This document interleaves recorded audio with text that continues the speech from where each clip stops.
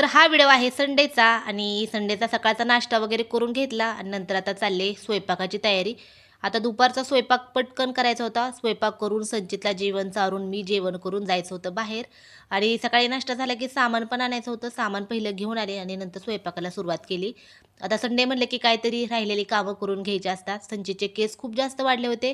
त्यामुळं केसांचा हेअरकट पण करायचा होता आणि नंतर संडेला पोलिओ पण होता.